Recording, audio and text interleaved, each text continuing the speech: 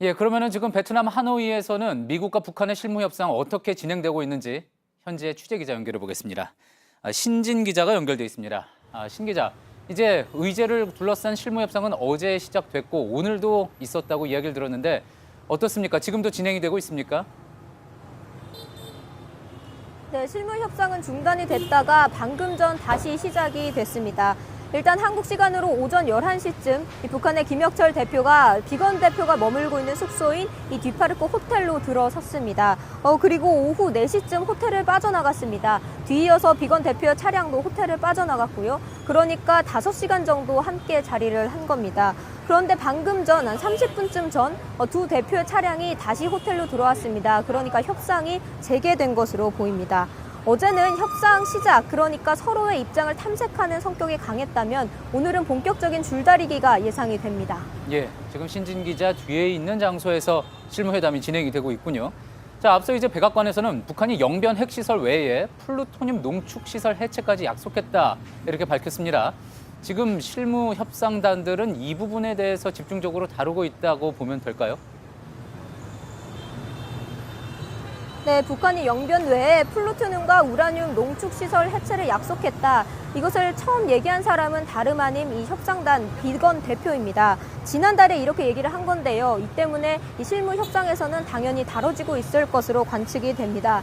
실제로 취재 결과 이 북미 양측은 영변 핵시설뿐만이 아니라 그 다음 단계까지 논의하고 있는 것으로 파악이 됩니다.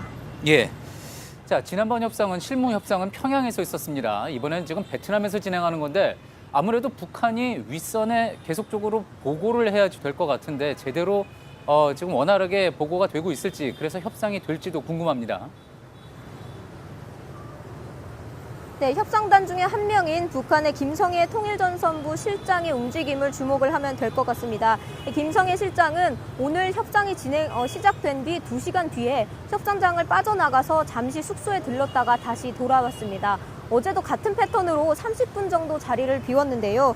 이거를 보면은 북한이 협상 과정 중간중간 윗선에 보고를 하고 또 지시를 받고 있는 것으로 관측이 됩니다. 그렇군요. 자, 우리 쪽에서는 오늘 이도훈 한반도평화교섭본부장이 하노이에 도착을 했습니다. 자, 그러면은 지금부터 한국도 북미 협상의 어떤 중재 역할을 하면 된다고 볼 수가 있을까요? 네, 이도훈 본부장은 오후 3시쯤 하노이로 들어왔습니다. 당시 상황을 잠시 보시겠습니다. 지금 이제 비건 대표하고 김혁철 대표가 둘이 협상을 시작한 만큼 그게 성공으로 이어져서 그다음에 전체적으로 북미 정상회담이 좋은 결과를 거두기를 그렇게 기대하고 있습니다. 네, 정부 관계자는 이 본부장이 이 비건 대표를 조만간 만날 것이라고 얘기를 했습니다. 그 자리에서는 북미 간의 협의 내용을 전달을 받고 또 만약 교착 상태가 있을 경우에는 우리 측이 중재 역할을 할 것이라고 설명을 했습니다. 또 현안에 대해서 우리 측이 불리한 점이 있다면 수정 제안을 할 수도 있다고 얘기를 했습니다. 지난해 싱가포르 회담과는 달리 이번에는 우리 측이 실무 협상 단계부터 중재 역할을 하고 있는 것으로 파악이 됩니다. 예.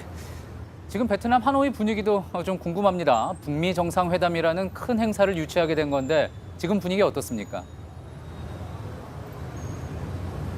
네, 오늘 하노이 한인회가 기자회견을 열었습니다. 성명서를 발표를 하고 이 한반도의 평화를 기원한다고 밝혔습니다. 또 회담 분위기도 현지에서 점점 무르익고 있습니다. 오늘 트럼프 대통령과 김정은 위원장의 이 얼굴을 새긴 티셔츠가 관광지에서 팔리는 모습이 목격이 됐습니다. 또 정상회담을 환영한다는 내용의 퍼포먼스도 열렸습니다. 지금까지 하노이 뒤파르코 호텔에서 JTBC 신진입니다.